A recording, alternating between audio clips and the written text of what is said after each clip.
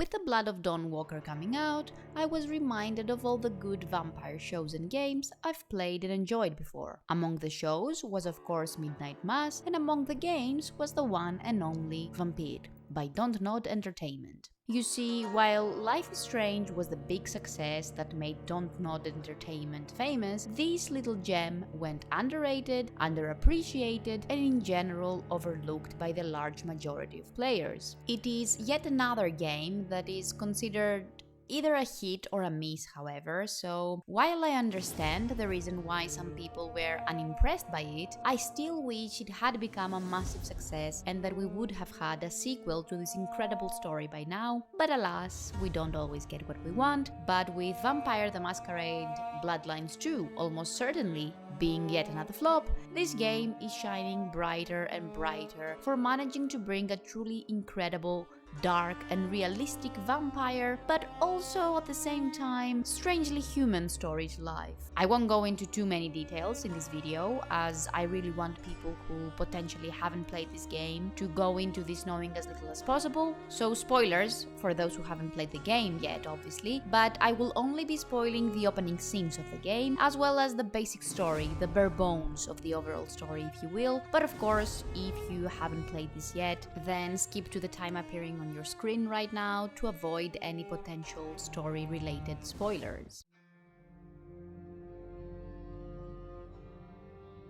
So, in Vampyr, you play as Jonathan Reed, a medical surgeon who specializes in hematology, aka the study of blood and the diseases related to it, as well as how to cure and prevent said diseases. He learns about blood transfusion, specializes in his field, serves in World War I, and returns to London after a Spanish flu outbreak in order to help his community. However, upon arriving in London, while walking through the streets at night, he gets attacked, unalived, and thrown into a pit with countless other victims of the Spanish flu. His sister, Mary, worried sick about him not returning home yet, goes out looking for him.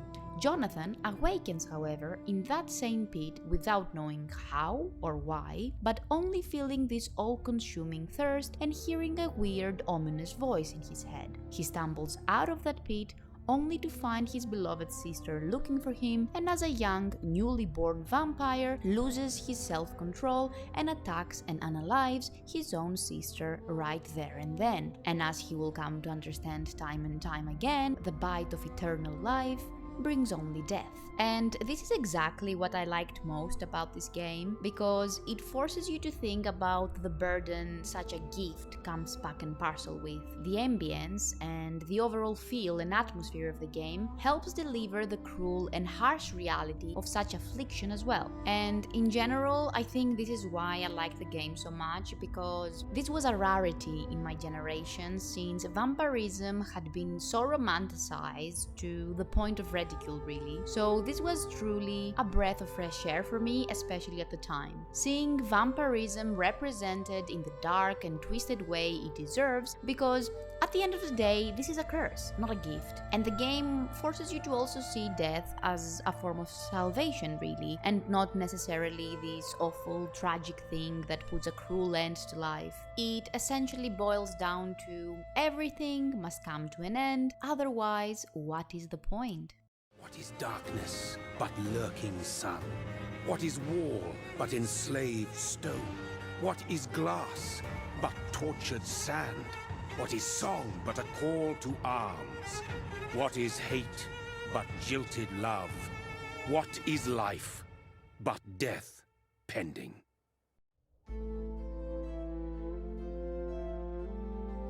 Jonathan has to also grapple with his humanity, and while you are free to, of course, become a fully unhinged creature of the night that cares not about any of the human trivialities or human life in general anymore, the true challenge, and in my opinion how the game is meant to be played, is trying to retain your humanity despite life events forcing you down this path of unhinged depravity and monster-fueled hunger and rage. So choices in this game don't just affect the narrative or which ending you're going to get, for example, but literally everything in the game, from how long it will take you to finish it and how easy it will be, to what quests will be available to you should you drink from the wrong person too early, and so much more. And of course, these choices come with moral consequences as well. For example, the game can be very easy should you choose to drink from all the citizens in all the different districts while watching said districts fall to this plague while you take out key pillars of these communities.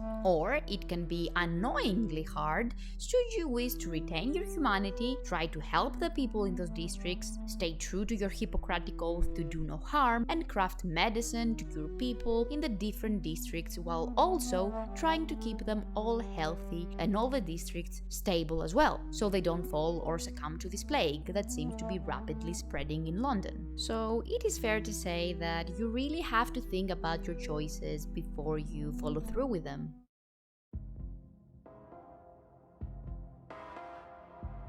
While all of this is happening in the human world, you learn about what truly goes on behind closed doors in the vampiric world at night as well, because another form of illness or plague seems to be spreading there as well, and you are the champion chosen for this, the key to figuring this all out and potentially putting an end to it, as this is not the first time that this has happened, but with your background in hematology, there is hope yet. So while this may sound complicated, everything is so well written and interwoven with one another that while the first few hours might seem confusing, progressing with the story feels incredibly satisfying as you're able to piece this big puzzle together piece by piece. The lore feels like unlocking literal new knowledge that helps you understand the grand scheme of things and overall plot even better with each new crumb of information you get.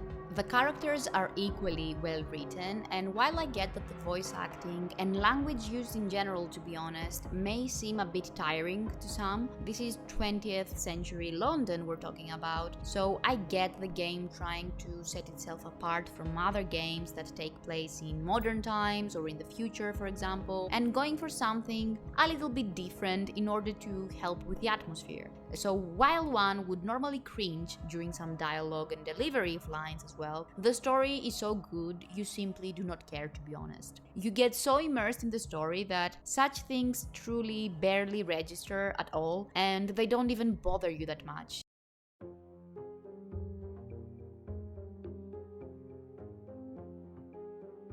Having sung its praises enough, I will say that this is not for everyone because the mechanics take a while to get used to, and parrying, for example, is notoriously annoying in the game. The game is also kind of short, but it can also be long, depending on your choices, if that makes any sense. For example, the main story is about 15, maybe 18 hours. Doing the side quests as well would bring you closer to 30. Going for a completionist run would take you around 45 hours easily. But this all still depends on how you choose to play the game. If you become overpowered and breeze through boss fights or not, if you care enough about getting the good ending and thus trying to keep everyone healthy and running around curing people and crafting medicine for them, if you care about the NPC side quests or not, if you keep the district stable, etc. But the game cost around 50 euros when it came out, and I considered it a pretty fair deal at the time, but for the price of 8 euros or $8 that it sells for today, I feel like that is even more of an amazing deal, and you truly get your money's worth, if not more, because, come on, it's $8. In my opinion, Vampyr managed to do something no modern vampire game has managed to do so far, for me at least. It showed the real struggle of suffering with vampirism while also making you think twice and sometimes even thrice before going through with a choice. You know that a choice could literally cost you the perfect run. It can lock you out of one of the 4 endings, it can lock you out of a quest, make you miss out on extra lore, and so on. So you do have to consider a lot of things before you make any choice, no matter how inconsequential it may seem in the moment. You can play the game for the dumb fun of it all, of feeling like an overpowered vampire, unburdened by the moral qualms of our human nature, or play a more calculated and thought out game, carefully mastering your skills and abilities to try and win without compromising yourself or your morals. The focus on choice and the weight thereof makes each playthrough feel unique each time, and for the $8 it goes for today, I'd urge anyone to get it, even if it is just to try it out, as this is truly a steal.